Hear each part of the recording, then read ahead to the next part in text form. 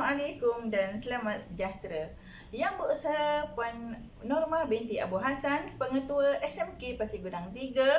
Yang dihormati Puan Maznah binti Jaafar, Penolong Kanan Pentadbiran, Puan Roziah binti Muhammad Noor, Penolong Kanan HEM, Puan Zahara binti Muhammad Rabun, Penolong Kanan Co-Curriculum, Puan Faridah binti Abdul Samad, Penolong Kanan Petang, Barisan Guru Kanan Mata Pelajaran, guru-guru dan pelajar-pelajar sekalian. Okey, pada pagi ini bertemu kita dalam majlis mohon restu bagi pelajar-pelajar tingkatan 5 SMK Pasir Gudang 3 tahun 2020. Cikgu nak baca pantun. Terbang merpati membawa berita, hinggap berteduh di pohon melati, jari diangkat, doa dipinta, moga majlis lebih diberkati. Bagi memberkati lagi majlis kita pada pagi ini, marilah sama-sama kita menadahkan doa, mengaminkan doa yang akan disampaikan oleh wakil pelajar saudara Muhammad Akhdiyat binti Asfar. Dengan segala hormatnya dipersilakan. Assalamualaikum warahmatullahi wabarakatuh. Saya Muhammad Ahjad bin Asfar daripada kelas 5 Al-Bruni. Bersama-sama kita pada hari ini menadah tangan untuk mengaminkan bacaan doa saya. Pada pertama kalinya kita bersama-sama membaca Ummul Kitab Al-Fatihah. A'udzu billahi minasyaitonir rajim. Bismillahirrahmanirrahim. Alhamdulillahi rabbil alamin. Ar-Rahmanir-Rahim. Maliki yaumiddin. Iyyaka na'budu wa iyyaka nasta'in. Ihdinas siratal mustaqim. Siratal ladzina an'amta 'alaihim ghairil maghdubi 'alaihim waladdallin. Amin. A'udzu billahi minasy syaithanir rajim. Bismillahirrahmanirrahim. Alhamdulillahi rabbil alamin. Wassalatu wassalamu ala asyrafil anbiya'i wal mursalin wa ala alihi wa sahbihi ajma'in. Segala pujian dan syukur kehadrat ilahi atas kurniaan rahmatnya dapat kita sama-sama meneruskan kehidupan dengan selamat dan sejahtera. Ya Allah, Ya Rahman, Ya Rahim, kami memohon petunjuk dan hidayah darimu. Mudah-mudahan dengannya dapatlah kami beroleh kejayaan di dunia dan di akhirat. Ya Allah, kami menadah tangan memohon agar segala usaha kami dalam menghadapi peperiksaan SPM diberkati dan mendapat pertolongan darimu, Ya Allah. Mudah-mudahan akan menjadikan kami bertambah daya ingatan dan mendapat jawab dalam peperiksaan dengan lancar dan tepat.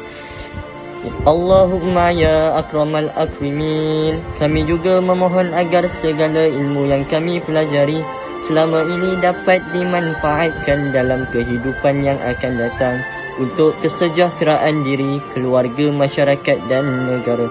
Allahumma ya rafi'ad darajat. Ya Allah, rahmatilah semua para guru kami yang telah banyak berkorban masa, tenaga dan khidmat tidak terhingga dalam menyampaikan ilmu kami dengan bersungguh-sungguh. Ampunilah segala dosa kami, Ya Allah, dosa kedua ibu bapa kami, dosa guru-guru kami dan dosa seluruh umat Islam di serata dunia. Jauhilah kami dari segala mara petaka dan bala bencana, Ya Allah, yang mampu membuatkan kami terjerumus ke dalam lembah kehinaan, kesengsaraan dan penderitaan. Ya Allah, Ya Rahman, Ya Rahim, berikanlah kami kejayaan yang cemerlang dalam peperiksaan SPM tahun ini. Ya Allah, berikanlah kejayaan yang cemerlang buat kami semua dalam peperiksaan SPM tahun ini. Ya Allah, berikanlah kejayaan yang cemerlang buat kami semua dalam peperiksaan SPM tahun ini. ربنا آتنا في الدنيا حسنة وفي الآخرة حسنة وقنا عذاب النار وصلى الله على سيدنا محمد وعلى آله وصحبه وسلم والحمد لله رب العالمين. تقبل الله منكم. Amin, amin, ya Rabbal Alamin. Okey, terima kasih diucapkan kepada saudara Akhdiyat. Bersyukur kita pada pagi ini kerana dapat sama-sama mengikuti program Majlis Mohon Restu SPM. Okey, majlis ini diadakan dengan tujuan pelajar-pelajar mendapat restu, okey, daripada guru-guru yang telah mengajar pelajar-pelajar selama ini. Okey, semoga majlis ini menjadi penyemarak jiwa untuk menghadapi SPM yang tinggal selama 7 hari sahaja lagi. Okey, majlis pada pagi ini diteruskan lagi dengan ucapan wakil pelajar. Okey, dengan ini saya jemput saudara Luqman bin Ahmad dari kelas 5 Al-Bukhari untuk menyampaikan ucapan. Dengan segala hormatnya dipersilakan. Terima kasih diucapkan kepada pengurusi majlis. Bismillahirrahmanirrahim. Alhamdulillahirabbil alamin wassalatu wassalamu ala asyrafil anbiya'i wal mursalin wa ala alihi wa sahbihi ajma'in. Assalamualaikum warahmatullahi wabarakatuh dan selamat sejahtera. Yang berusaha dan dikasihi Bonda Norma binti Abu Hassan, Pengetua SMK Pasir Gudang 3, Barisan Penolong Kanan SMK Pasir Gudang 3, Barisan Guru Kanan Mata Pelajaran dan warga pendidik SMK Pasir Gudang 3 serta rakan-rakan calon SPM sekalian. Bersyukur kehadrat ilahi kerana dengan limpah kurnianya pada tahun yang cemerlang ini, kami calon SPM berpeluang untuk menyambut majlis restu ilmu untuk memohon kemaafan dan mengharapkan guru-guru menghalalkan segala ilmu yang dicurahkan kepada kami. Ada antara kami yang berdebar menanti saat peperiksaan dan ada juga di antara kami yang tersenyum menanti saat peperiksaan dengan tenang. Entah mengapa, hibur sangat hati ini apabila mengenangkan kesilapan yang telah kami lakukan terhadap guru-guru kami.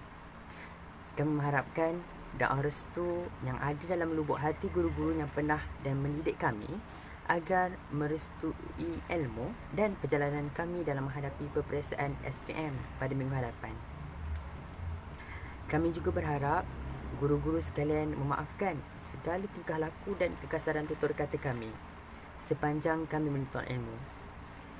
Mungkin selama ini kami ada melawan kata, tidak menyiapkan tugasan dan sering menyakiti hati guru-guru.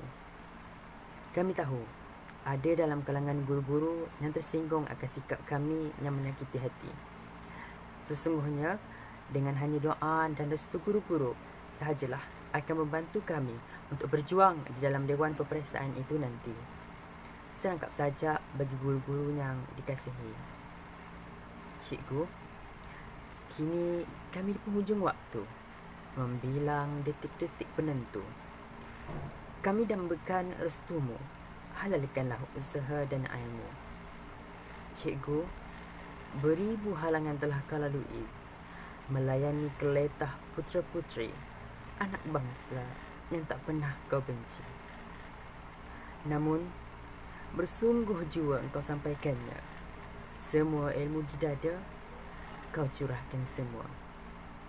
Cikgu, restuilah kami mengharungi semua detik hidup ini berbekalkan amanat dan ilmu yang kau curahkan tanpa jemu. Terima kasih cikgu. Seterusnya, saya dan rakan-rakan ingin merakamkan setinggi-tinggi penghargaan kepada guru-guru yang begitu gigih mengajar kami dengan usaha yang berterusan, penuh dengan semangat ketekunan, kecekalan, kegigihan dan dedikasi dalam mendidik kami calon-calon SPM umpama lilin membakar diri. Terima kasih juga kepada guru-guru yang mengajar kami dari tingkatan 1 hingga tingkatan 5 dan memberi sokongan kepada kami serta semua guru kerana mengajar, mendidik dan menegur kami secara langsung maupun tidak langsung. Terima kasih yang tidak terhingga kepada bonda kami dan kepada semua guru yang sudi menyediakan pelbagai peluang untuk menimba ilmu. Tidak lupa juga kepada yang telah banyak melayan kerenah kami dalam segala hal yang melibatkan tingkatan 5. Semoga jasa dan pengorbanan guru-guru akan menjadi pembakar semangat kami dalam menjawab peperiksaan nanti. Anak haruan berlima-lima, mati ditimpa panggul berdaun. Budi tuan kami terima jadi kenangan bertahun-tahun. Akhir sekali lagi saya bagi mewakili calon SPM SMK Pasir Gudang 3 merakamkan setinggi-tinggi kesyukuran mengharapkan restu agar kami dapat menghadapi peperiksaan dengan tenang dan ditunjukkan kepada kami jawapan yang tepat. Kami sedia menyahut cabaran untuk memberi keputusan terbaik agar sekolah kita dapat berada pada tahap setanding sekolah-sekolah terbaik di peringkat kebangsaan. Semoga dengan keizinan Tuhan Jua, guru-guru kami sentiasa diberkati, sihat dan sejahtera dalam usaha mendidik kami. Sekian, wabillahi taufiq wal hidayah. Assalamualaikum warahmatullahi wabarakatuh. Terima kasih diucapkan kepada saudara Luqman atas ucapan beliau sebentar tadi. Okey, majlis diteruskan lagi dengan taklimat peperiksaan SBM yang akan disampaikan oleh Cikgu Nuriza binti Bohar. Dipersilakan.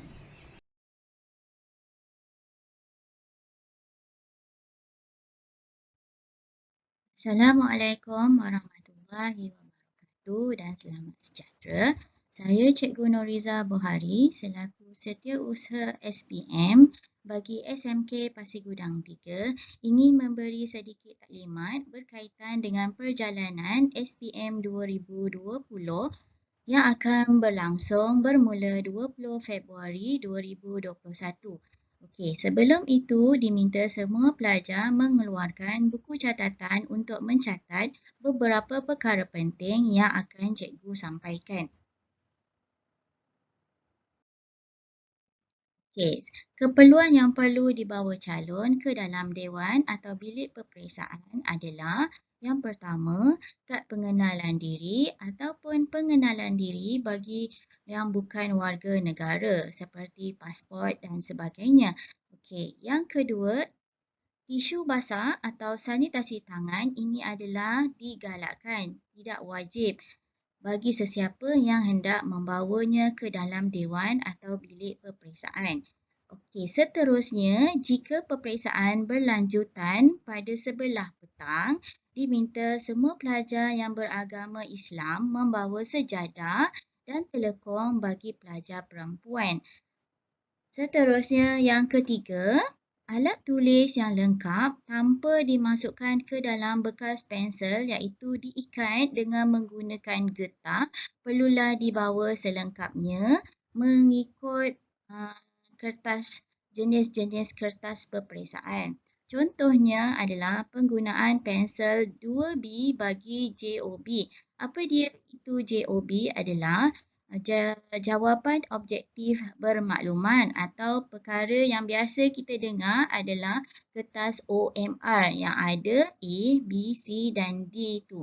Okey, adalah isunya di sini jika terdapat masalah terhadap JOB calon, pengimbas jawapan tidak boleh membaca atau menanda JOB yang dihitamkan oleh calon jika tidak menggunakan pensel selain pensel 2B. Ini kerana JOB itu akan ditolak dan dikira tidak mematuhi peraturan. Nanti cikgu akan bagi beberapa contoh apa itu yang akan ditolak.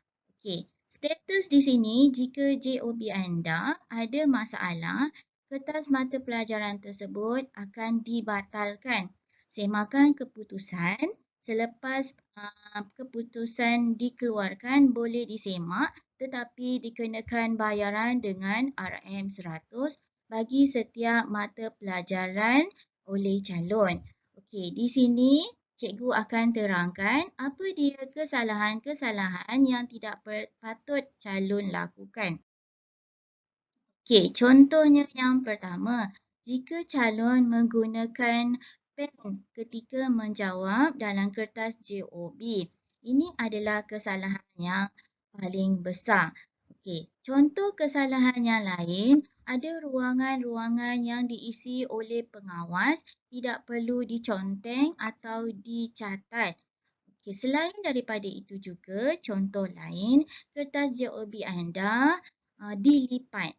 Itu mungkin juga pengimbas jawapan tidak dapat mengimbas kertas jawapan dengan baik. So, penting di sini arahan daripada pengawas dan ketua pengawas perlu anda ikut ketika sesi menjawab kertas peperiksaan. Okey. Seterusnya, kawasan berkumpul di luar dewan ketika anda berada pada waktu-waktu peperiksaan. Okey, yang pertama, kawasan pertama adalah galeri sarjana untuk kelas 5 Ar-Razi, 5 Ibnu Khaldun dan 5 Al-Biruni. Kawasan yang kedua adalah Dewan Wawasan iaitu 5 Al-Bukhari, 5 Al-Farabi, 5 Al-Ghazali, 5 Al-Mawardi dan 5 Al-Kindi. Kawasan yang ketiga adalah di surau iaitu 5 Ibnu Qayyum. Okey, kawasan yang keempat adalah di kantin 5 Ibnu Hazim dan 5 Ibnu Sina. Penjarakan sosial sebanyak 2 meter akan dilakukan ketika anda berkumpul di kawasan-kawasan yang cikgu dah tetapkan tadi.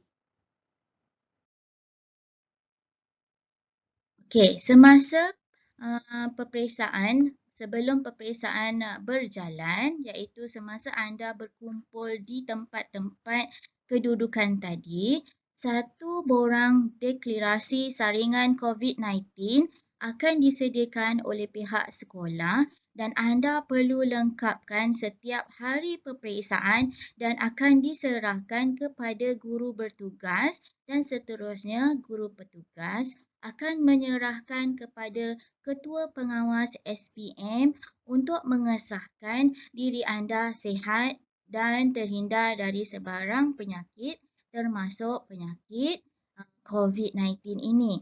Okey, seterusnya saringan imbasan suhu badan akan dilakukan pada setiap hari di pintu masuk sekolah sebelum sesi peperiksaan bermula. Seperti biasa ketika anda mula-mula masuk ke kawasan sekolah.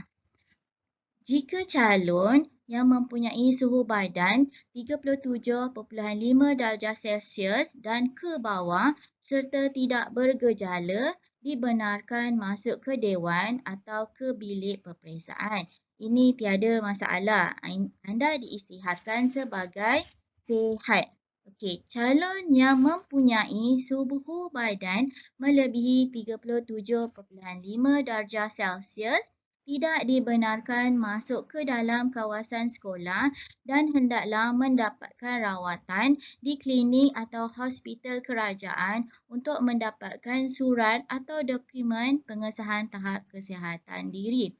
Guru yang bertugas akan menghubungi ibu bapa anda untuk anda pergi ke pusat rawatan untuk mendapatkan surat atau dokumen pengesahan tahap kesihatan diri.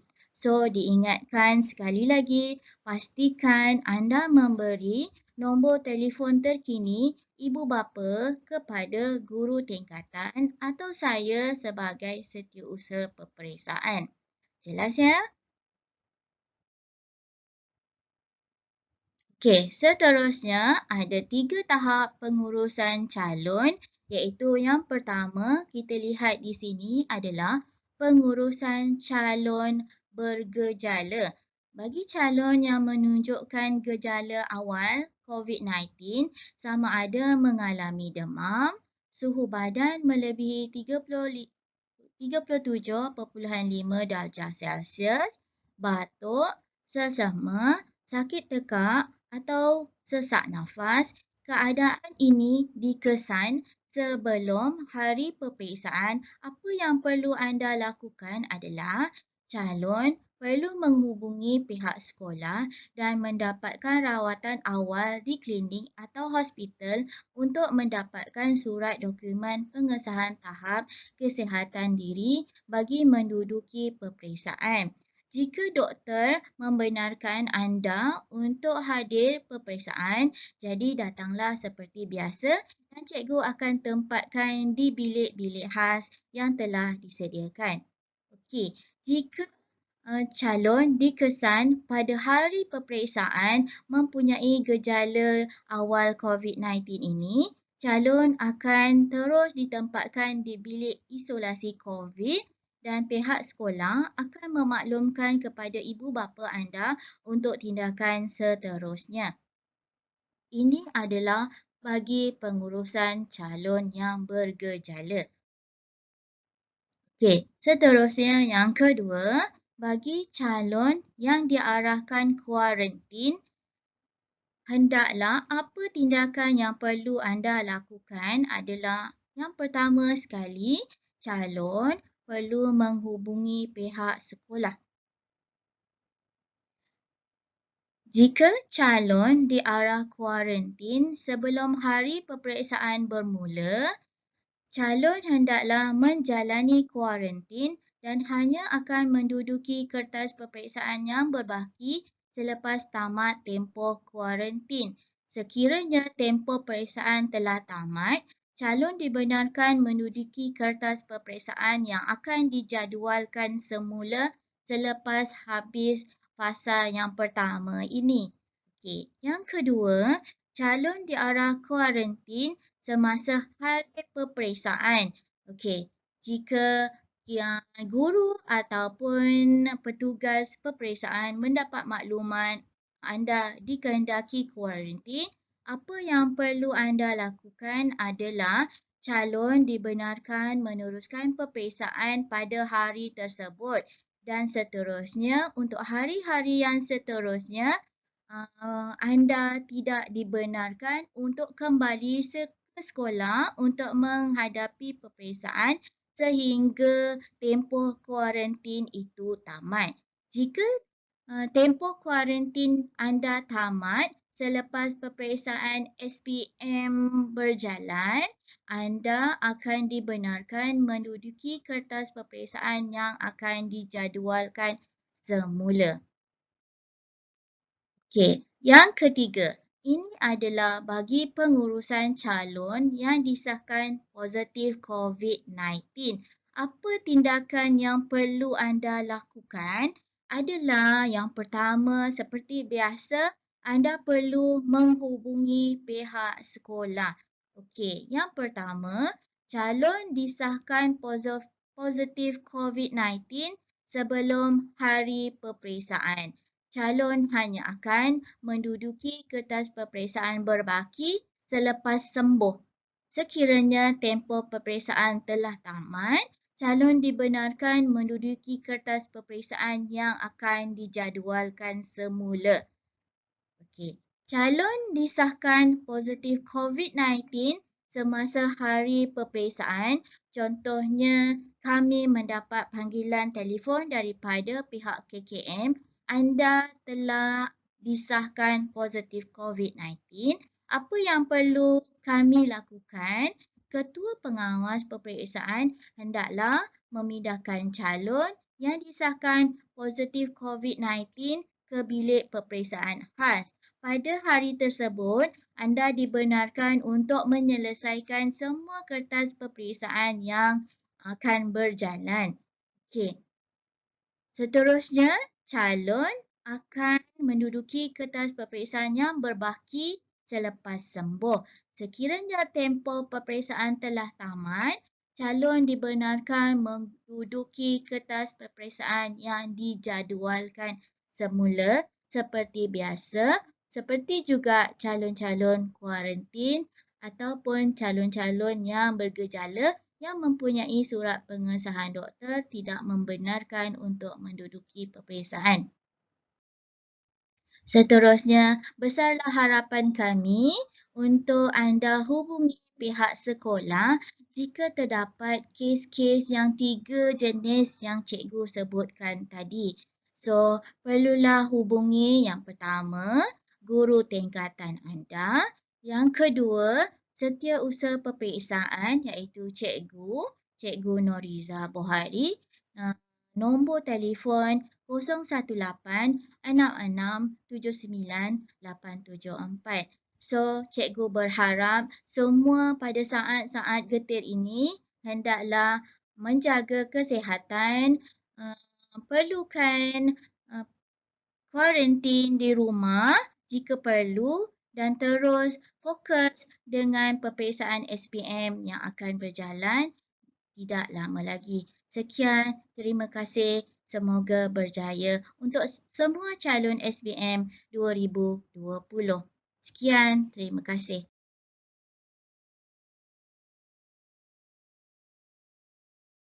Assalamualaikum warahmatullahi wabarakatuh dan selamat sejahtera pada calon-calon SPM 2020 SMK Pasir Gudang 3.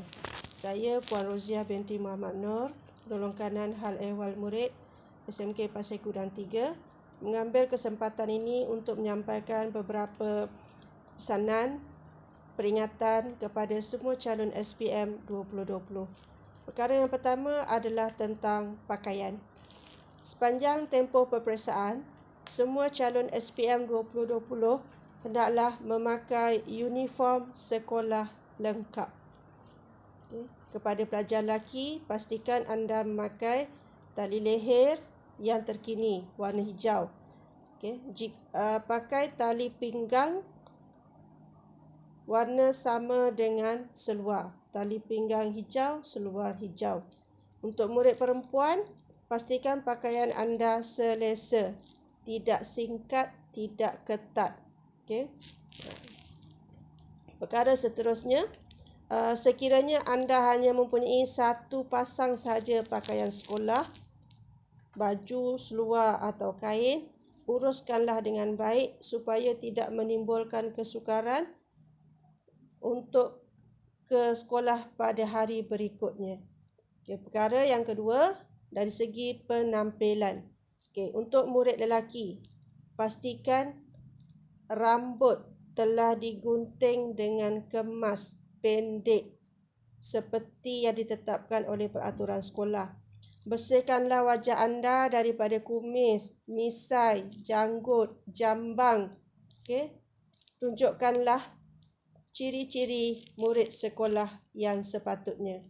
Begitu juga dengan murid perempuan, pastikan anda tidak menunjukkan unsur-unsur solekan seperti lip gloss, foundation, maskara, celak dan seumpamanya.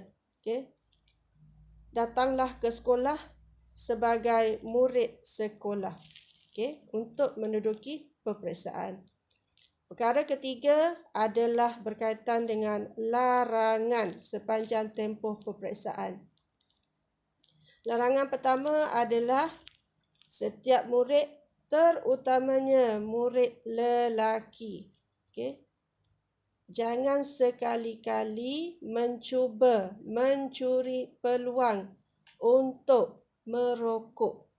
Sama ada rokok biasa atau vape atau seumpamanya di dalam kawasan sekolah. Anda berada di kawasan sekolah, akurlah dengan ketetapan sekolah. Jagalah imej sekolah, maruah anda, maruah ibu bapa. Yang kedua, larangan keluar dari kawasan sekolah khasnya jika melibatkan 2 slot peperiksaan. Slot pagi bersambung slot petang. Kekal berada di dalam kawasan sekolah untuk persediaan solat bagi pelajar Muslim dan juga untuk makan tengah hari. Sediakanlah keperluan solat dari awal. Sejadah, kain pelikat, telekung, bawa siap-siap dari rumah. Begitu juga dengan bekalan makan minum. Jika ibu bapa menyediakan bekalan, ingin hantar ke sekolah, dibenarkan dengan syarat catat nama anak dan nama kelas. Okey, letak di pondok pengawal. Nanti AJK guru akan bantu untuk sampaikan kepada anak-anak. Okey, seterusnya berkaitan dengan kehadiran. Okey, kehadiran pada hari peperiksaan adalah seperti hari persekolahan biasa. Hadir ke sekolah sebelum 7.10 pagi. Okey, kita isi slot pagi seperti biasa, ada yasin, ada zikir, okey, untuk santapan rohani. Okey, anda juga boleh bersarapan di sekolah, bawa bekal sendiri seperti biasa. Okey, bagi yang menggunakan kenderaan seperti motosikal, okey, bawa motosikal sendiri ke sekolah seperti biasa, risiko adalah tanggungjawab sendiri. Okey, pastikan keselamatan motosikal anda, okey, berada dalam keadaan yang terbaik. Okey, jika menaiki pengangkutan awam, bas sekolah, van sekolah, okey, pastikan pergerakan dari rumah itu pada awal pagi.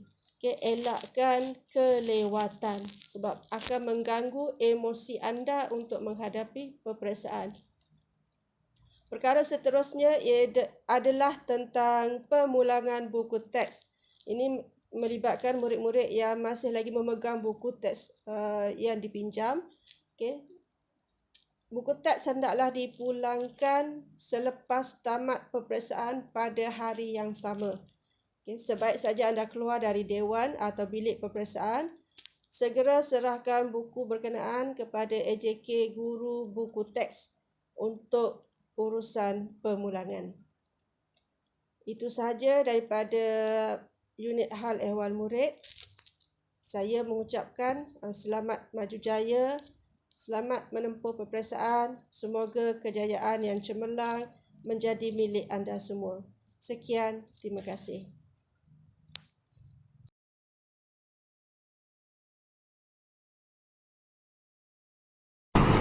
Bismillahirrahmanirrahim. Yang berusaha Puan Normah binti Abu Hassan, Pengetua Sekolah Menengah Kebangsaan Pasir Gudang 3. Yang dihormati Puan Roziah binti Muhammad Nur, Penolong Kanan HEM. Puan Hajah Zahra binti Muhammad Rabun, Penolong Kanan Core Curriculum. Puan Faridah binti Abdul Samad, Penolong Kanan Petang. Guru-guru kanan mata pelajaran, guru-guru serta anak-anak pelajar calon SPM 2020 yang dikasihi sekalian. Assalamualaikum warahmatullahi wabarakatuh. Selamat pagi dan selamat sejahtera.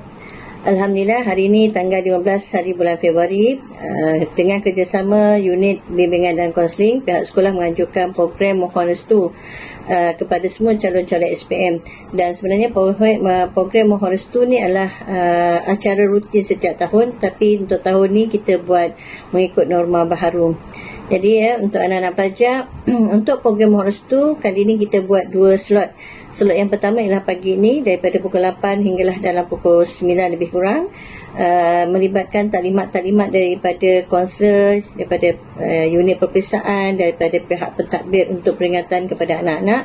Nanti insya-Allah dalam pukul 1.30 petang, anak-anak akan bersama dengan guru-guru dan juga warga Sekolah Menengah Kebangsaan Pasir Gudang 3 di sepanjang laluan Susul Gajah.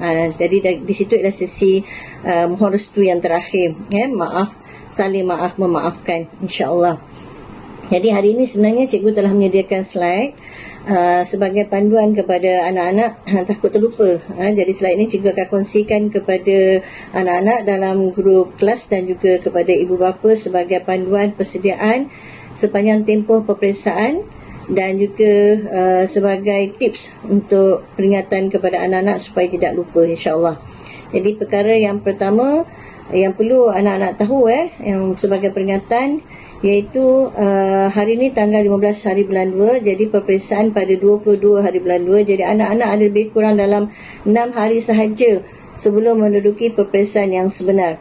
Dalam tempoh 6 hari ini, kita hanya berbaki lebih kurang 3 hari secara bersemuka dan juga secara maya. Jadi hari ini ada secara bersemuka dengan anak-anak Kemudian esok pada 16 hari bulan 2 kita akan laksanakan PDPR, pembelajaran di rumah, sebab pada 16 hari bulan 2 kita akan fokus kepada pengurusan kursi meja untuk peperiksaan. Kemudian pada 17 hari bulan 2 cikgu merayu kepada semua anak-anak hadirlah ke sekolah, sebab kita ada simulasi kertas 3 untuk fasa 2 dan juga kita ada diskusi. Dan insya-Allah pada 17 hari bulan 2 kita akan maklumkan lokasi untuk anak-anak sama ada di dewan ataupun di dalam kelas. Itu yang paling penting. Okey, perkara yang pertama sebagai peringatan kepada anak-anak sebagai persediaan sebelum menempuh peperiksaan. Ada 6 hari lagi.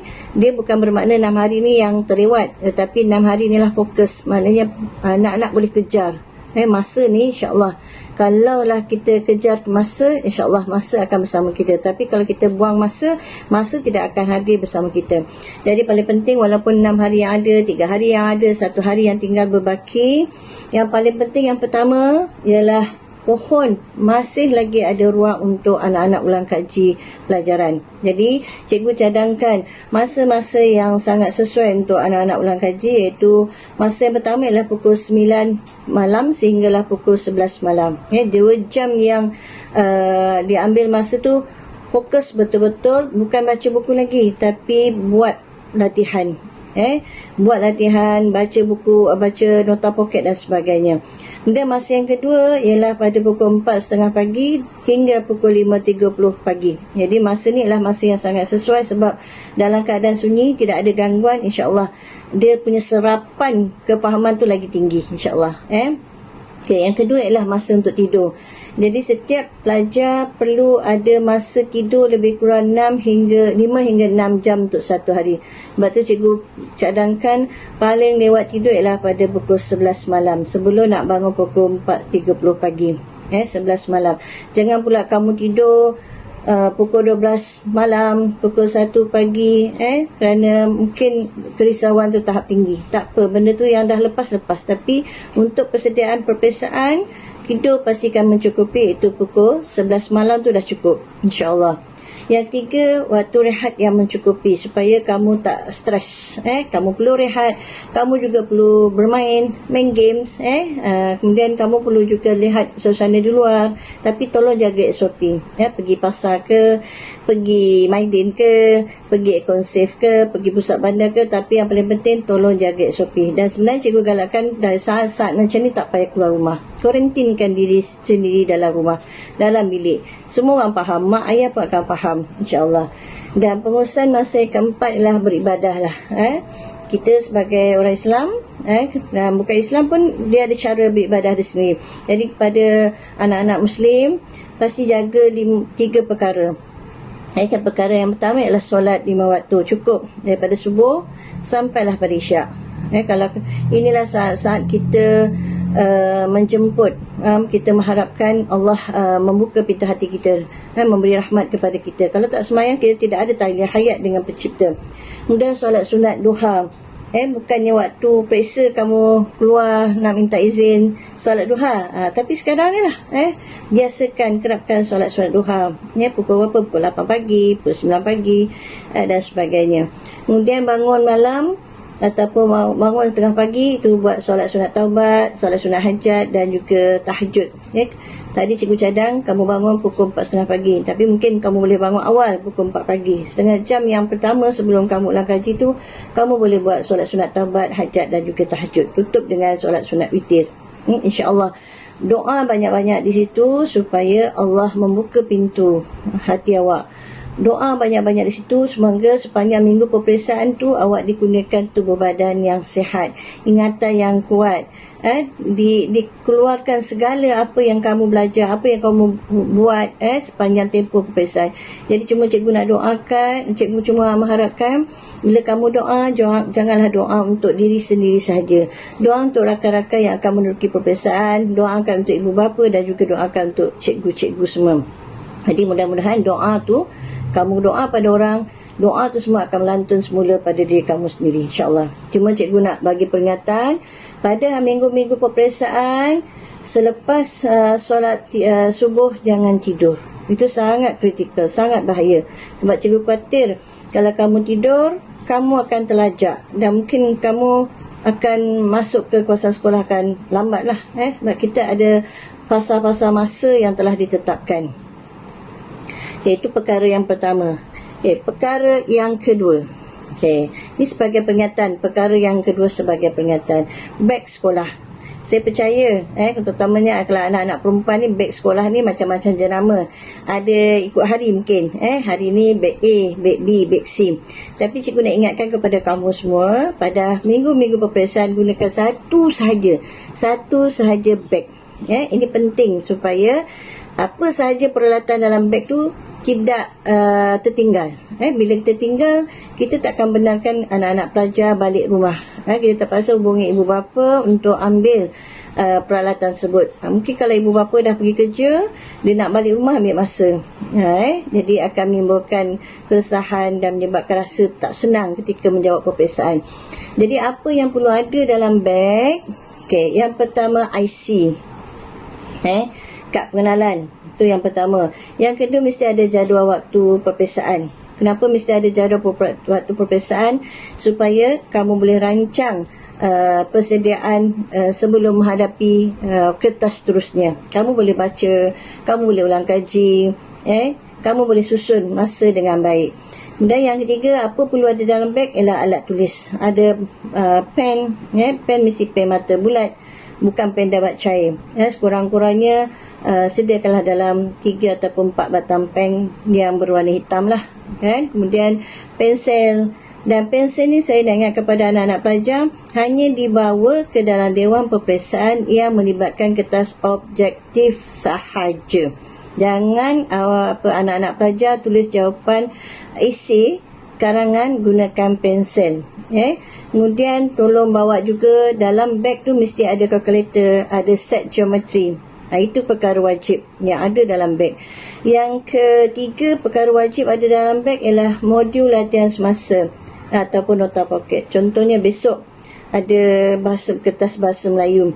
Jadi dalam beg tu dah masukkan siap-siap nota poket ataupun latihan-latihan semasa yang boleh kamu baca dalam walaupun waktu senggang, walaupun waktu sekejap kamu baca dan kamu cuba faham. Tak faham, ada cikgu di situ.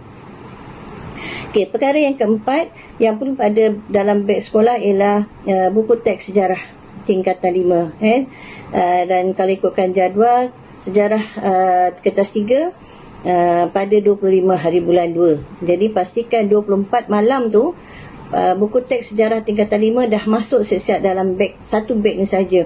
Dan dalam tu juga ada bahan edaran sejarah. Sebab kalau misalnya kamu lupa tak masukkan siap-siap, maknanya nanti kamu akan kelang kabut sebab jawapannya ada dalam buku teks ataupun jawapannya ada dalam modul yang cikgu telah kongsikan. Jadi pastikan bila ada kertas 3 sejarah ataupun kalau bila ada kertas pendidikan seni visual, pastikan segalanya maklumat ataupun yang diperlukan mesti ada dalam beg sekolah tersebut.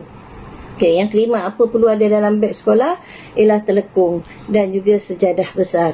Telekung dan juga sejadah pihak sekolah tidak sediakan. Sebab inilah paling penting kita jaga kita. Bawa telekung dan juga bawa sejadah besar. Jangan bawa sejadah kecil. Itu SOP. SOP sejadah besar, bukan sejadah kecil hanya untuk buatkan muka. Tak. Yang kena ialah bawa air mineral. Air mineral ni boleh dibawa masuk ke dalam dewan.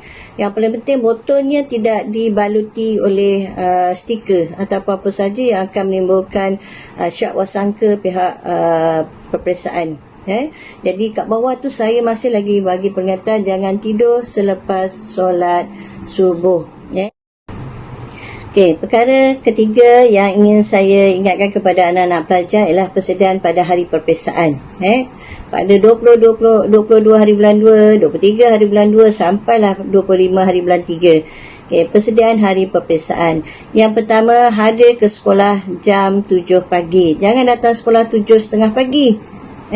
Hadir ke sekolah jam 7 pagi. Kenapa perlu hadir ke sekolah jam 7 pagi? Sebab Ikutkan jadual peperiksaan kamu. Peperiksaan kertas yang pertama akan bermula pada pukul 8 pagi. Dan kamu perlu masuk dalam dewan peperiksaan 30 minit lebih awal. Kalau 30 minit lebih awal, maknanya kamu kena masuk dalam dewan pukul 7.30 pagi. Jadi kalau kamu datang 7.30 pagi, ataupun 7 suku pagi akan menimbulkan banyak masalah pada diri awak sendiri. Bukan pada cikgu, tapi pada diri awak sendiri. Emosi awak tak stabil, mungkin awak tak sempat sarapan, perut lapar, dan mungkin dalam keadaan itu menyebabkan mengganggu awak punya penulisan untuk menjawab. Jadi tolong biarlah kita datang awal, sebab awak dah belajar berbelas-belas tahun, cuma awak nak menduduki peperiksaan dalam masa 2-3 minggu je. Tolong datang ke sekolah pada pukul 7 pagi. Yang naik motor ke, yang jalan kaki ke, yang naik bas ke, tolong datang awal. Okey, yang kedua ialah pakaian mesti kemas daripada hujung rambut. Inilah hari kita. Selain satu hari nanti awak akan jadi raja sehari. Inilah hari raja 3 minggu ataupun 2 minggu untuk awak. Pakaian mesti kemas. Daripada hujung rambut sampai hujung kaki. Smart tak apa, jangan selekeh. Kalau jambang, buanglah jambang. Kalau janggut, buanglah janggut. Sebab umur awak misai, buanglah misai. Sebab umur awak masih lagi 18 tahun, ataupun ada yang masih lagi 17 tahun. Okey. Jadi maknanya ikut SOP sekolah. Pakaian kemas, hanya dibenarkan pelajar memakai baju sekolah saja akan dibenarkan masuk dalam dewan peperiksaan. Tak dibenarkan pakai baju KRMC. Walaupun masa tu awak nak buat seni visual, nak melukis, takut baju kotor. Tapi ini syarat untuk menduduki peperiksaan mesti pakai baju uniform sekolah. Jelas? Okey. Yang ketiga, di sini cikgu sertakan nombor telefon dua orang kaunselor, iaitu Cikgu Indra, Cikgu Siti Rohana. Cikgu Nur Hidayah, cikgu tak sertakan sebab Cikgu Nur Hidayah dia akan bertugas sebagai pengawas peperiksaan di sekolah luar. Jadi kenapa cikgu sertakan nombor telefon kaunselor? Inilah waktu-waktu kecemasan. Awak nak datang ke sekolah, tiba-tiba ada aksiden tengah jalan, ataupun hujan lebat, awak naik motor hujan lebat, ataupun bas daripada Taman Cendana, daripada Taman Pasir Putih, ataupun daripada mana-mana yang bukan berdekatan dengan sekolah kita. Jadi tolong hubungi dua cikgu ni untuk minta bantuan. Kita akan ada guru-guru yang akan menunggu kamu di transit, terutama di Taman Cendana. Ada cikgu yang akan menunggu kamu, akan membantu kamu sekiranya ada masalah dari segi pengangkutan, terutamanya yang naik bas. Okey, dan seterusnya, perkara yang keempat yang cikgu nak tekankan ialah masih lagi persediaan hari peperiksaan. Yang pertama ialah kalau tak sempat sarapan, mak pun tak sempat nak bangun awal nak buat sarapan. Kalau mak buat sarapan pun mungkin kamu dalam keadaan tergesa-gesa, tak sempat nak minum dan sebagainya. Jadi kami pihak sekolah memikirkan kalau boleh kamu masuk dalam dewan peperiksaan dalam keadaan perut tu dah ada terisi, walaupun makanan ringan, makanan yang simple, kuih dan sebagainya. Jadi pihak sekolah dengan kerjasama sumbangan daripada guru-guru Pasir Gudang 3, pihak BG dan juga pihak Madis akan sediakan sarapan setiap pagi. Dan sarapan ni kita akan letak kaunternya sebelah dekat koperasi. Maknanya kamu daripada Susu Gajah, bila sampai ke dekat koperasi, di situ kita ada kaunter untuk kamu ambil sarapan. Mungkin sarapannya mudah, 3 atau 2 jenis kuih dan juga air mineral. Kita tak sediakan air panas, kita sediakan air mineral saja sebagai melegakan tekak kamu. Jadi bila dah ambil sarapan, kamu akan pergi ke lokasi transit yang cikgu akan maklumkan selepas ini. Okey. Yang kedua, bila kita akan mula daripada bawah, daripada pintu pagar bawah. Daripada pintu pagar kecil tu, kamu kena ambil suhu lah. Suhu kita akan ambil 2 kali. Dua tempat. Tempat yang pertama dekat pintu pagar bawah, dan kemudian tempat yang kedua sama ada dekat Astaka Padang ataupun dekat dengan koperasi ataupun dekat dengan surau. Kamu akan ambil suhu kat situ. Jadi mana-mana pelajar yang mana suhunya melepasi 37.50, kita tak benarkan pelajar masuk dalam kawasan sekolah. Ini tanda-tanda gejala. Jadi bila tak benarkan masuk di kawasan sekolah, kita akan menghubungi ibu bapa. Pesan kepada ibu bapa, handset tu sentiasa on sepanjang minggu peperiksaan, sebab cikgu-cikgu tidak diberi amanah ataupun telah diberi makluman cikgu-cikgu tidak bertanggungjawab untuk hantar anak ke klinik kesihatan. Jadi bila ibu bapa dah ambil kamu, kalau yang bergejala, mereka akan terus hantar ke klinik kesihatan, dan klinik kesihatan akan maklumkan kepada pihak sekolah sama ada calon ini boleh menduduki peperiksaan ataupun tidak. Jadi kalau misalnya calon tidak dapat menduduki peperiksaan pada hari tersebut, kita akan maklum kepada kepada SU peperiksaan PPD, dan pihak PPD akan menentukan tarikh-tarikh barulah untuk kamu menduduki peperiksaan. Jadi hari itu tak boleh duduki peperiksaan. Jadi sayang kan. Sebab tu cikgu cakap SOP tolong jaga. Kemudian selepas kamu ambil imbas suhu, kamu akan ditetapkan ke transit tertentu. Cikgu akan maklumkan ada 4 transit yang perlu kamu bergerak di situ, supaya kita tidak berhimpun pada satu tempat sahaja. Untuk makluman anak-anak sekalian, inilah 4 tempat transit yang telah disusun, iaitu di Galeri Sarjana. Ada 3 kelas di Galeri Sarjana, iaitu 5 Ar-Razi, 5 Ibn Khaldun dan 5 Al-Biruni. Kemudian di Dewan Wawasan ada 4 kelas, iaitu 5 Al-Buhari, 5 Al-Farabi, 5 Al-Ghazali dan 5 Al-Mawaddi. Kemudian di Surau ada 5 Ibn Qayyum dan 5 Al-Hazim. 5 Al-Khindi. Kemudian di Kentil ada 5 Ibn Hazim dan juga 5 Ibn Sinar. Jadi mohon jangan tersalah lokasi. Untuk makluman kepada anak-anak yang transitnya di Surau, untuk pelajar lelaki, sebab surau ni kena tangga kasut. Untuk pelajar lelaki perlu naik di tangga yang pertama awak jumpa. Jadi kasut letak di bawah, tapi beg boleh bawa masuk ke dalam surau. Sebab dalam beg tu macam-macam keperluan yang ada, yang perlu kamu bawa nanti ke dalam dewan ataupun ke dalam bilik peperiksaan. Untuk anak-anak pelajar perempuan, kasut kamu letak dekat rak kasut besi tu yang untuk masuk ke laluan tangga surau seperti biasa. Dan paling penting duduk di transit awak ikut angka giliran, jangan ikut kawan. Kalau awak ikut kawan, bila tiba nak masuk ke dalam dewan atau sebagainya akan timbul masalah, akan ambil masa. Kita bukan lagi rutin biasa tapi ikut norma baru. Jadi kemudian beg letak di tempat mana awak duduk. Kalau yang lepas beg, beg akan disusun daripada depan sampailah yang seterusnya. Tetapi untuk norma baru, awak duduk di mana, di situlah tempat beg awak. Jadi maknanya jarak pelajar depan dengan pelajar belakang kalau 1 meter, 1 meter lah jarak beg tersebut, supaya dia tidak ada ada timbul isu. Kita tak nak ada masalah, kita nak sekat penularan COVID. Maknanya pastikan beg letak di tempat duduk masing-masing dan tidak perlu disusun.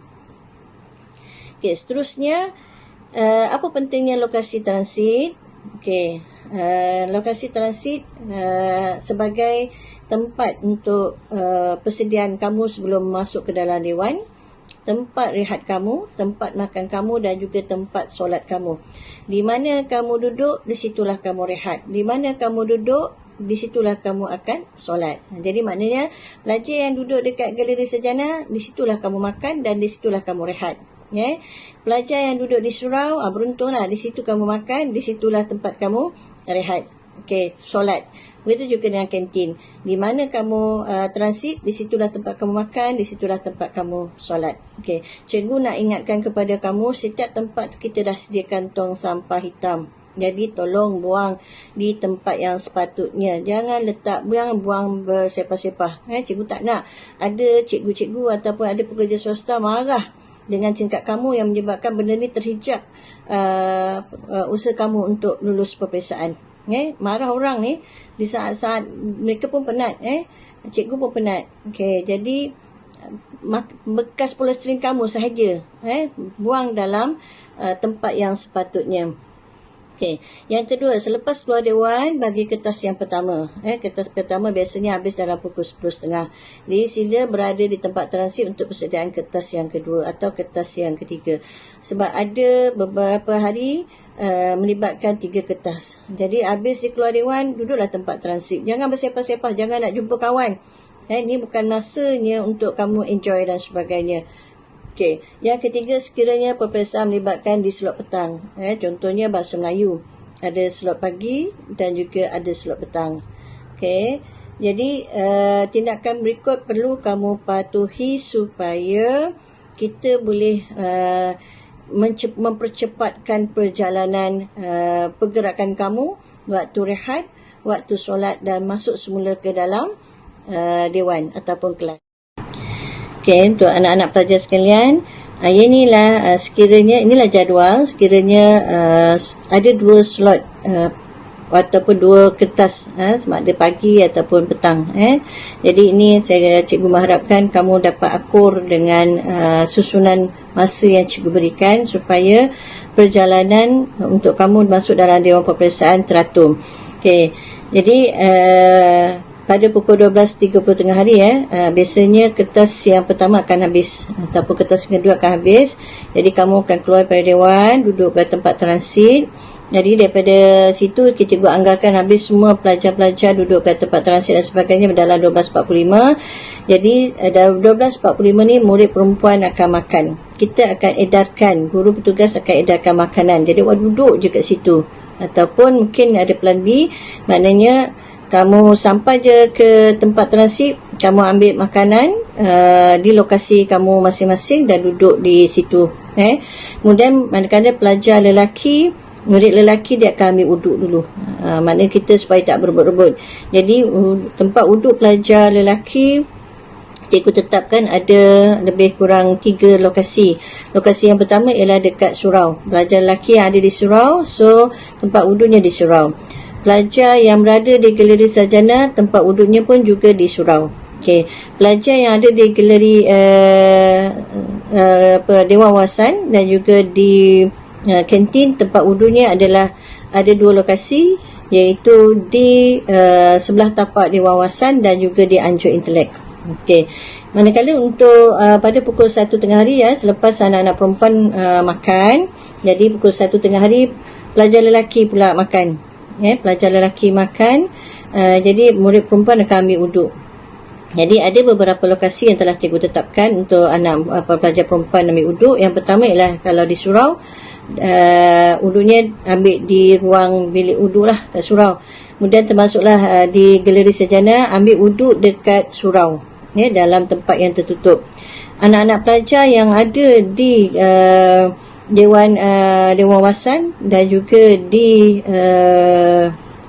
kantin, tempat duduknya sama ada di bengkel dan juga di satu lagi adalah di bilik air guru di Pejabat Baru. Di bilik air guru di Pejabat Baru. Kita akan sediakan 2 tempat untuk anak-anak perempuan mengambil wuduk.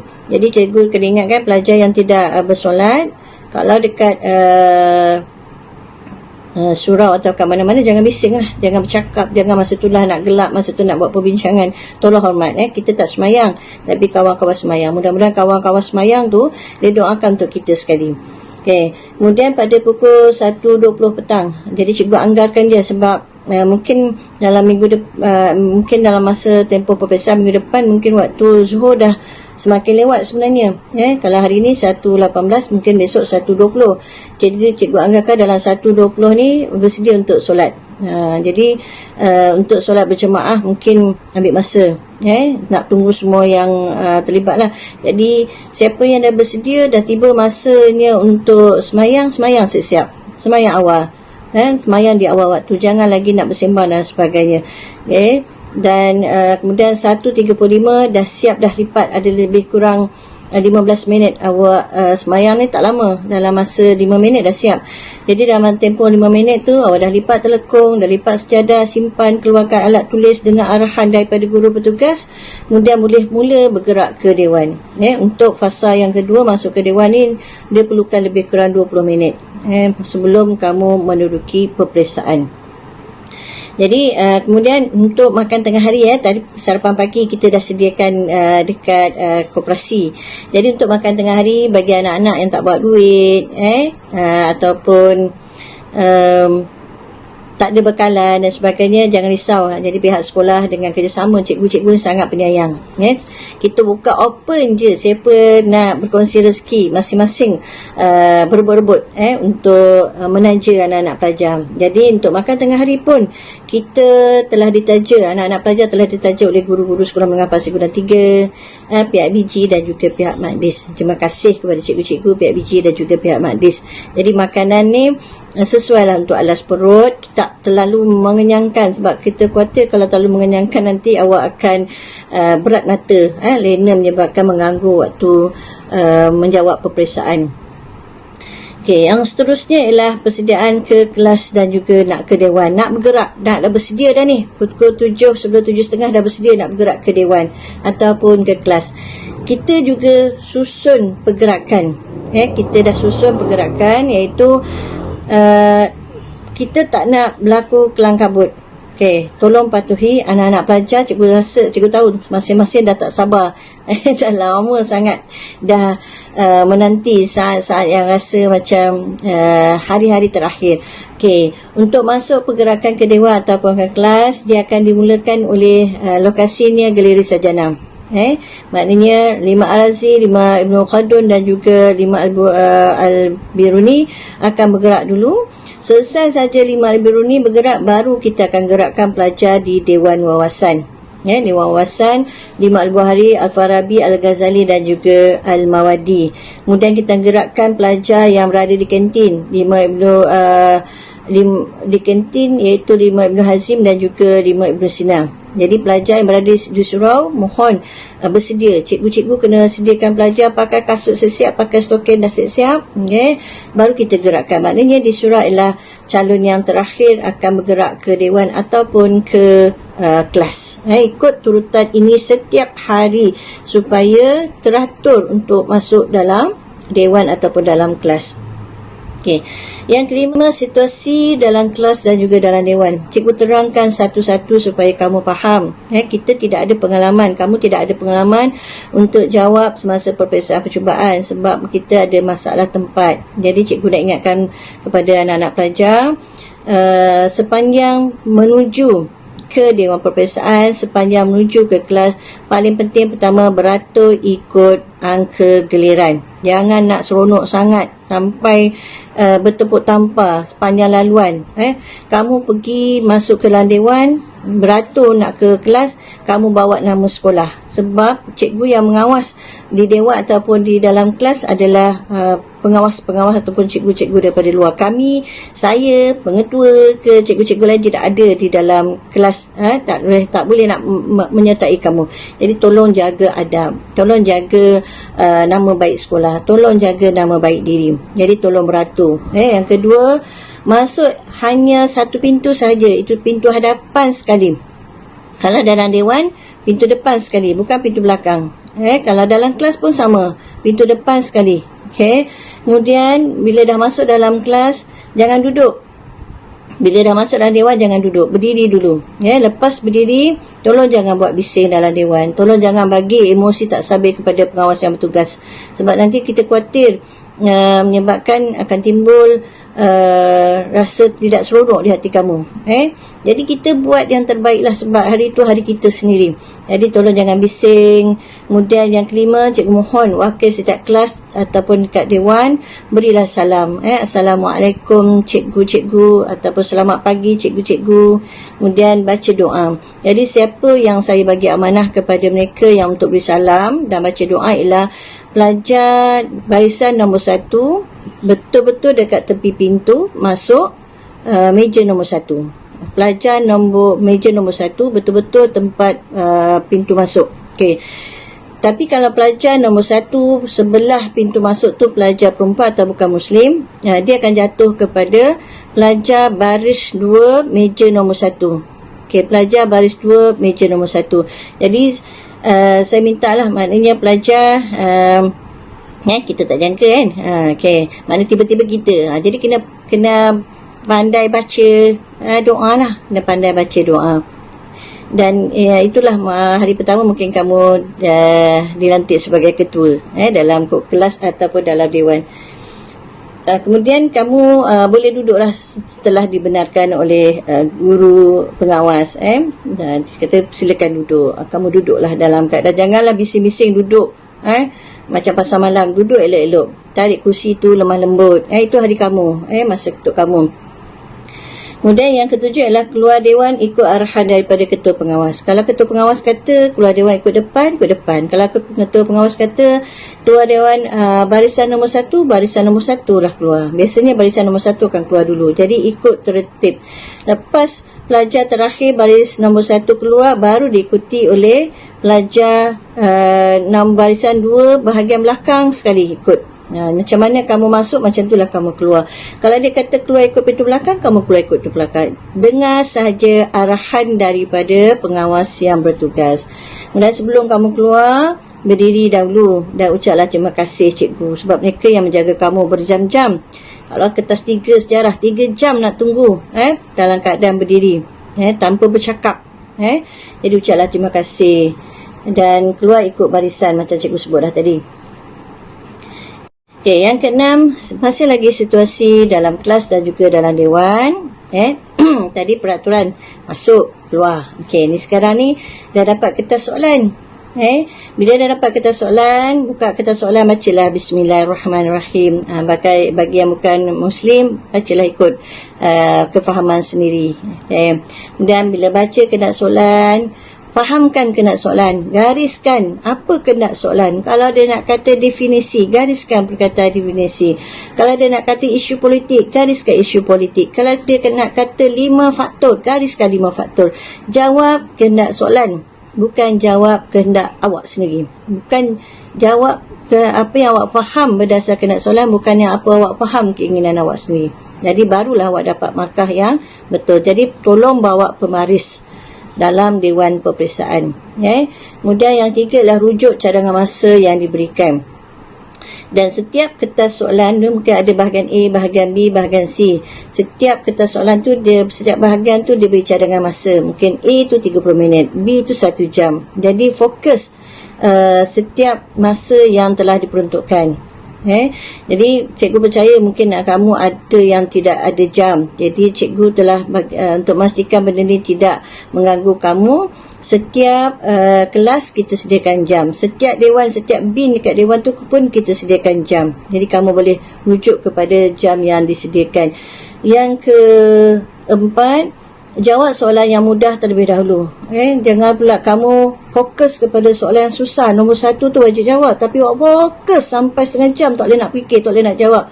Ini akan menyebabkan masa kamu akan rugi. Mungkin soalan yang mudah kamu tak sempat jawab. Jadi kalau kamu rasa soalan nombor 1 tu wajib jawab, tapi kamu rasa perlukan masa yang lebih teliti, jadi tinggalkan dulu, kamu jawablah soalan yang mudah. Dan bila di akhir 30 minit yang terakhir, 20 minit yang terakhir yang berbaki tu, jawablah soalan yang sukar. Dan yang kelima ialah sekiranya dalam keadaan keliru, blank, tak boleh nak ingat, jadi stres. Jadi situasi itu tarik nafas dalam-dalam, istighfar banyak-banyak, astaghfirullahalazim. Bagi bukan muslim ada kefahaman mereka sendiri.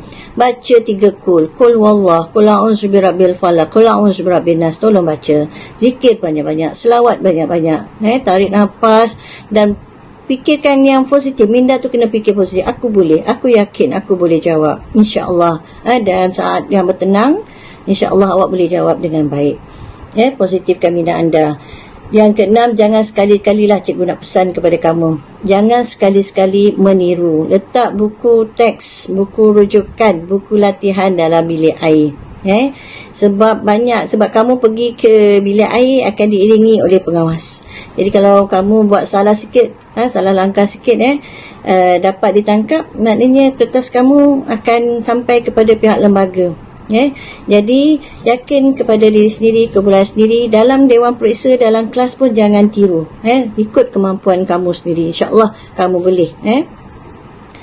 Kemudian pergerakan dari lokasi transit. Ini pergerakan keluar daripada kawasan sekolah. Dah habis dah Mungkin hari itu periksa habis pukul 5 ataupun hari itu periksa habis pukul 12.30. Jadi ini peraturan. Tadi peraturan cara masuk ke Dewan. Ni sekarang daripada terempat transit nak keluar daripada kawasan sekolah.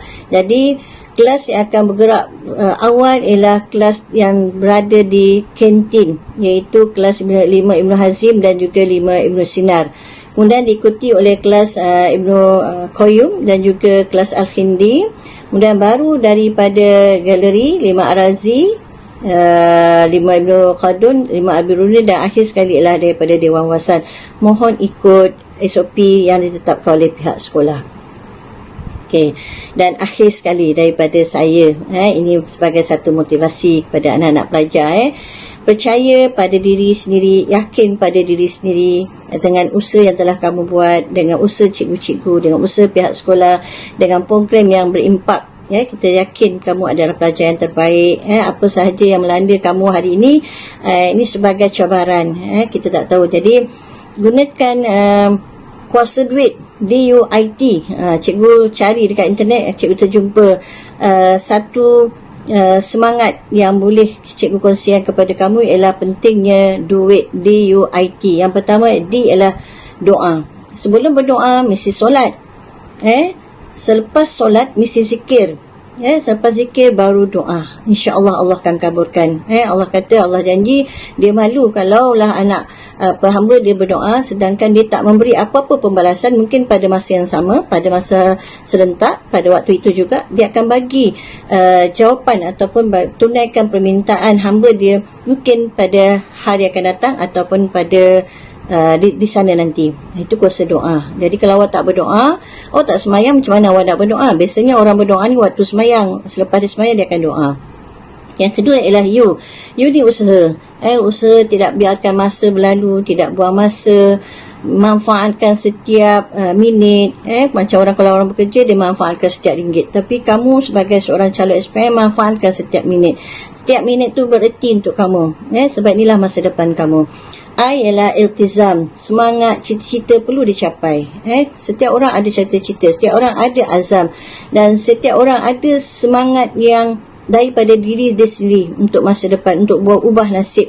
Dan juga kenapa dia belajar daripada tadika sampai tingkatan 5. Jadi tambah pula awak belajar daripada tadika sampai tingkatan 5, tambah pula lagi dalam masa 2 bulan.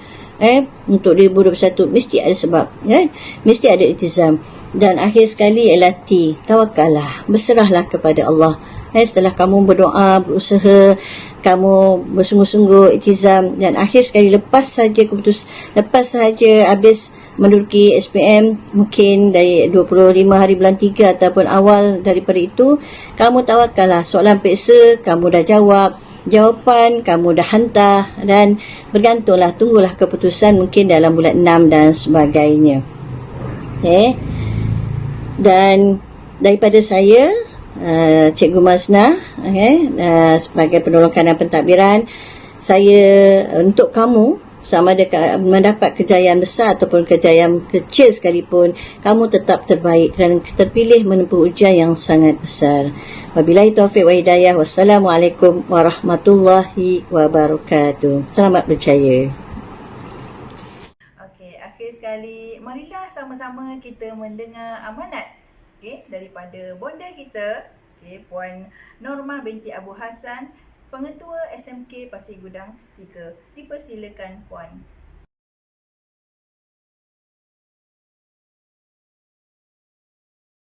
Warahmatullahi wabarakatuh dan selamat sejahtera. Yang saya hormati Puan Hajah Maznah binti Jaafar, JPK Pentadbiran, Puan Roziah Muhammad Noor, JPK HEM, Puan Zahara Muhammad Rabun, JPK Kukuh, rakan-rakan guru kanan mata pelajaran, rakan-rakan guru, serta anak-anak yang dikasihi sekalian. Baiklah, hari ini kita berjumpa ya anak-anak, merupakan amanah-amanah yang akan disampaikan oleh kami guru-guru ni untuk faedah dan persediaan awak sebelum menghadapi peperiksaan SPM. Yang mana awak tahu peperiksaan SPM ni merupakan antara peperiksaan yang terbesar yang dihadapi oleh setiap murid sebelum berjaya untuk melanjutkan pelajaran ke mana-mana pusat pengajian tinggi di Malaysia ni. Ya, ataupun awak nak mendapatkan pekerjaan ke Singapura dan sebagainya, maka ini merupakan tiket yang akan digunakan oleh anak-anak kelak ya.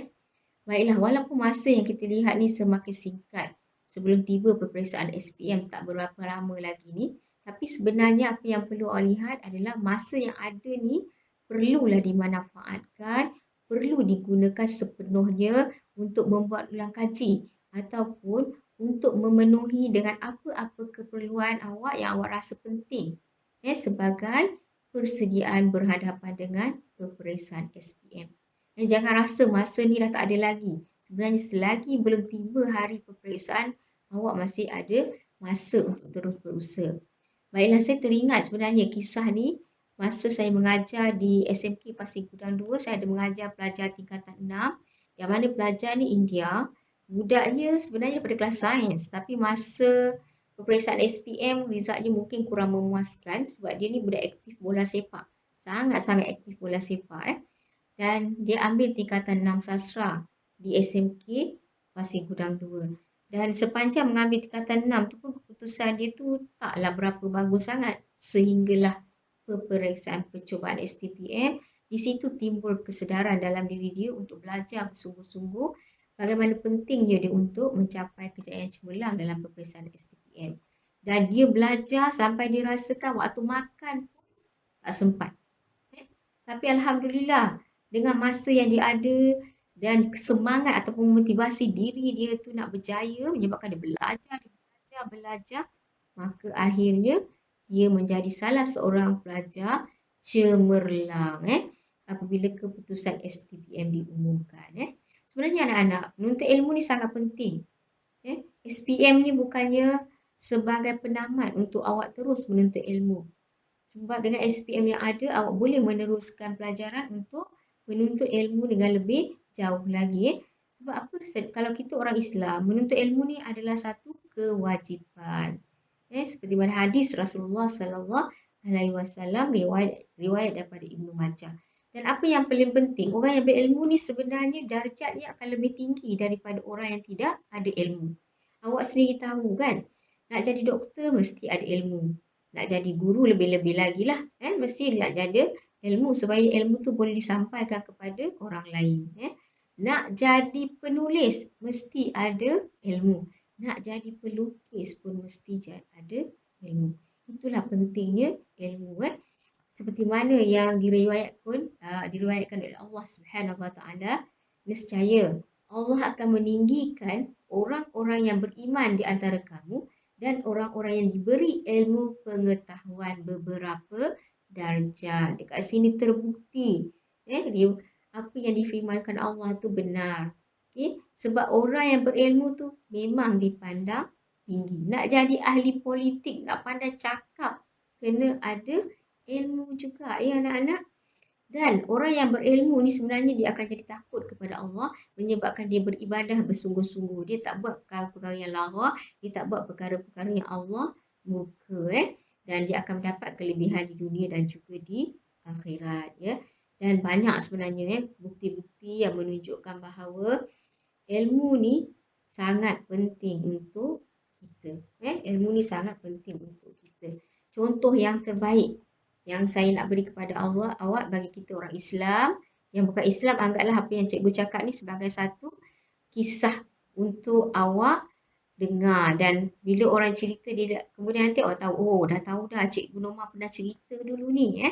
Iaitu berkaitan dengan Nabi kami, iaitu Muhammad Sallallahu Alaihi Wasallam. Yang mana Nabi Muhammad Sallallahu Alaihi Wasallam ni memang seorang yang sangat berilmu kerana ilmunya adalah ilmu wahyu.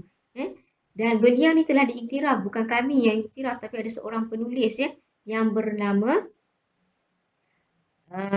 Michael Hart.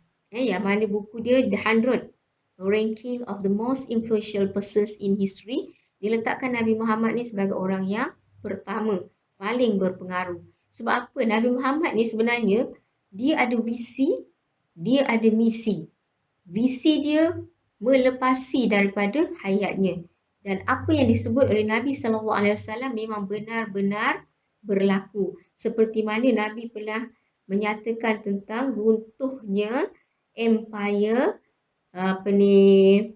Konstantinopel. Dan benar, akhirnya Konstantinopel tu runtuh di tangan orang-orang Islam. Dan juga ada satu artikel bertarikh 20 hari bulan 1 2020 daripada Harian Metro yang menyatakan bahawa menuntut ilmu atau pendidikan ni bukannya satu pilihan, tapi merupakan satu keperluan. Maksudnya memang tak ada pilihan kita ni. Itu sebab sekarang kalau awak tengok anak-anak umur 4 tahun pun ayah dengan mak dia orang dah hantar dah ke sekolah-sekolah tadika.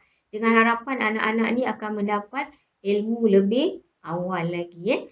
Okay? Itu menunjukkan betapa pentingnya ilmu tu dalam zaman sekarang ni ataupun yang akan datang. Begitu juga dengan Ibn Khaldun. Ibn Khaldun ni dia berpendapat bahawa ilmu pengetahuan sangat penting. Dan apa yang penting ialah ilmu pengetahuan ni paling baik kita perolehi daripada ajaran guru. Sebab apa? Kita kalau tanpa didikan ataupun tanpa bimbingan daripada guru, kebiasaannya kita punya ilmu tu susah sikit. Terutama matematik, sains, fizik, kimia. Kalau kita setakat baca saja tanpa bimbingan guru, rasa-rasanya awak boleh faham tak? Account, lebih lagi lah kan? Sebab saya cikgu account, saya tahulah bagaimana susahnya nak belajar account. Itu sebab kalau lihat ranking gaji dekat Malaysia ni, ranking paling tinggi student graduate account. Lepas tu barulah doktor dan sebagainya. Okay. Confucius, iaitu tokoh pendidik serta ahli falsafah yang termuka di negeri China. Dia di dalam dinasti Zhou pada zaman Shukyu menekankan bahawa pendidikan bukan hanya sebagai suatu kewajipan semata-mata, melainkan satu cara untuk menjalani kehidupan. Maksudnya ialah pendidikan atau ilmu ni sebenarnya adalah salah satu daripada perkara penting untuk kita gunakan dalam kehidupan kita. Pendidikan adalah senjata paling kukuh untuk mengubah dunia. Ini kata Nelson Mandela. Tahu kan Nelson Mandela ni siapa kan? Pejuang di Afrika Selatan yang dipenjara bertahun-tahun tapi tak pernah berkuasa untuk memerdekakan Afrika Selatan daripada dasar apartheid, iaitu orang-orang kulit putih. Dan akhirnya dengan izin Allah, Afrika Selatan ni merdeka. Dan antara negara, saya rasa kalau awak nak pergilah yang menarik, yang cantik, yang rasa sejuk, yang banyak penguin dan sebagainya, kita boleh pergi ke Afrika Selatan ni. Sebab dekat sini ada juga sekelompok orang-orang Melayu kat sini. Jadi nak sampai dekat sini kita mesti ada ilmu juga. John F. Kennedy, ini adalah Presiden Amerika yang sangat terkenal suatu masa dulu. If not us, who? If not us, who? If not now, when? Ask not what your country can do for you, but what you can do for your country. Maksudnya, kita jangan mempersoalkan apa yang negara boleh beri kat kita, tapi sebenarnya kita kena persoalkan apa yang kita boleh beri kepada negara. Life is never easy. There is work to be done and obligations to truth, to justice and to liberty. Lain lagi dia kata, the greater our knowledge increase, the more our ignorance unfolds. Maksudnya, makin banyak kita tahu, sebenarnya makin banyak benda yang kita rasa, ini masa baru kita nampak, benda tu lagi banyak benda yang kita tak tahu. Sebenarnya ilmu tu betapa dia banyak sangat. Nak menunjukkan ilmu tu terlalu banyak, terlalu luas. Jadi dengan mencari ilmu je baru kita tahu yang sebenarnya kita ni kekurangan ilmu. Bagi orang yang tak mencari ilmu, dia tak tahu yang dia tu kurang ilmu. Dia ingat dia dah pandai. Manakala Hamka, tegakkan cita-cita dahulu sebelum berusaha membaca buku yang baik. Maksudnya ialah kita kena memberi makan rohani yang baik dulu. Dari segi Mahatma Gandhi pula, dia cakap, if we could change ourselves, the tendencies in the world will also change. As a man changes his own nature, so does the attitude of the world change towards him. We need not wait to see what's other do. Maksudnya sekarang ni senang cerita, biasa kita dengar, kita tidak boleh mengubah orang lain tak boleh ubah diri kita, melainkan kita sendiri yang boleh mengubah diri kita. Dan bila kita berubah, semua orang akan ikut pada apa yang kita buat. Okay. Dengan ilmu, ramai orang yang berjaya juga. Contoh-contoh orang yang sangat berjaya di sekitar kita. Tak payah tengok orang lain, cikgu awak. Macam mana dia boleh jadi cikgu? Sebab dia ada ilmu. Dan dia belajar bersungguh-sungguh untuk mendapatkan ilmu yang berkaitan. Sehingga dia boleh jadi seperti sekarang kan. Kedua, politician Malaysia. Awak tengok Tunku Abdul Rahman, Tun Razak, Tun Hussein On, Tun Dr. Mahathir, Tun Abdullah Ahmad Badawi, Datuk Seri Muhammad Najib bin Tun Razak, Tan Sri Datuk Haji Muhyiddin Yassin. Adakah mereka ni orang yang tak berilmu? Mereka berilmu. Mereka berpengetahuan. Sehingga mereka boleh menjadi pemimpin nombor 1 negara kita. Tokoh-tokoh korporat. Contoh Tan Sri Syed Motta Al-Bukhari. Dah dengar dah Syed Motta Al-Bukhari ni. Antara orang Melayu yang pertama dimasukkan dalam ranking 10 rakyat Malaysia yang terkaya. Tan Sri Robert Kwok. Ini juga orang yang terkenal yang memiliki Shangri-La Hotel. Dia punya empire dia boleh dikatakan seluruh Asia ni dialah yang pertama. Asia dia yang pertama. Anthony Francis Fernandez. Siapa Anthony Francis Fernandez ni? Awak tengok Asia kan? Itu pemilik dia lah. Datuk Haji Ramli bin Mohni. Siapa tu? Haji Ramli bin Mohni ni. Awak makan burger tiap-tiap hari kan? Burger Ramli. Itulah owner dia. Pengasas dia. Okay? Beliau berjaya juga dengan ilmu yang ada pada diri dia. Dan kalau cikgu nak sebut ramai lagi. Ramai sangat. Dan kalau kita tengok ada juga kadang-kadang kita jadikan kita punya ni taraf hidup ni sebagai alasan untuk kita jadi orang yang berjaya, untuk kita jadi orang yang berilmu. Saya teringat seorang pelajar dari Kelantan, Nik Nurmadiha, seorang pelajar miskin, rumah tak ada komputer, terpaksa berpuasa untuk pergi ke sekolah, tapi jadi best student di seluruh Malaysia. Komputer tak ada, tapi akal fikiran dia, pengetahuan dia semua melebihi ataupun dia peroleh dari komputer. Bagaimana? Dia pandai menggunakan masa. Dia pandai mengambil peluang. Dengan kekurangan yang kita ada, kita kena pasti di mana kekurangan kita dan cuba atasi dia. Contohnya, kat rumah tak ada komputer. Tapi sekarang tu lah, saya tengok macam kalau dulu kan kita boleh pergi ke CC dan sebagainya. Mungkin sekarang dah kurang. CC pun dah tak laku sebab awak semua dah ada peralatan-peralatan canggih kan. Semua dah ada smartphone. Smartphone awak tu, awak gunakan duitnya untuk benda yang berfaedah, maka pahala besar, pahala ibadah untuk awak. Jadi untuk beberapa hari ni awak hentikanlah handphone awak tu daripada digunakan untuk benda-benda Instagram ke, WhatsApp ke dan sebagainya. Atau untuk berbual-bual ke, tak perlu. Tapi awak gunakan dia untuk berbincang dalam pelajaran. Awak gunakan dia untuk mendapat maklumat tentang pelajaran. Sebab dalam internet terlalu banyak soalan-soalan ramalan ataupun teknik-teknik menjawab, tips-tips untuk mendapat A dan sebagainya yang awak boleh guna pakai untuk persediaan peperiksaan SPM awak. Apa yang cikgu harap, semoga daripada susuk-susuk orang-orang yang berjaya ni memberi awak semangat dan memberi motivasi dan memberi keinginan dalam diri awak untuk belajar betul-betul. Sebab bila kita ada keinginan untuk belajar dengan bersungguh-sungguh, ilmu yang kita belajar tu jadi mudah masuk. Bila mudah masuk, kita mudah luahkan semula apabila berada di dalam bilik peperiksaan. Jadi cikgu harap sangat belajarlah untuk tempoh masa yang ada dan singkat. Dengan kekangan-kekangan yang ada ini, awak cuba gunakan sebaik mungkin sebagai persediaan untuk awak berhadapan dengan peperiksaan SPM. Apa yang cikgu harap, awak jangan berputus asa untuk berusaha dan teruslah berharap kepada Allah. Semoga usaha-usaha awak ni usaha yang diberkati dan awak akan banyak-banyak bertawakal.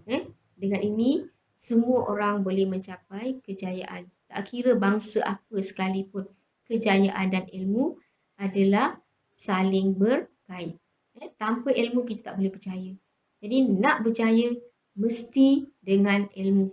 Tak kira anak-anak cikgu yang berbahasa India ke Melayu ke Cina, semuanya sama. Dengan itu, cikgu ucapkan selamat berjaya. Selamat berusaha, selamat menempuh peperiksaan, buat persediaan sebaik mungkin. Apa yang diarahkan oleh cikgu peperiksaan, awak kena patuh dan ikut. Dengan SOP-SOP yang ketat sekarang ni, awak tolong patuhi. Perkara yang paling penting bagi yang Islam, jangan lupa bersolat dan berdoa. Berharap semoga apa yang awak usahakan itu akan mencapai kelebihannya nanti. Okay, itu saja dari saya. Assalamualaikum warahmatullahi wabarakatuh dan selamat berjaya. Begitulah tadi amanat yang disampaikan oleh bonda kita, Pengetua SMK Pasir Gudang 3. Terima kasih Puan Normah. Okey, majlis kita pada hari ini telah sampai ke kemuncaknya. Pihak majlis merakamkan sekalung terima kasih atas kerjasama yang diberikan oleh semua pihak bagi menjayakan majlis kita pada hari ini. Sekian, wabillahi taufiq wal hidayah. Assalamualaikum warahmatullahi wabarakatuh.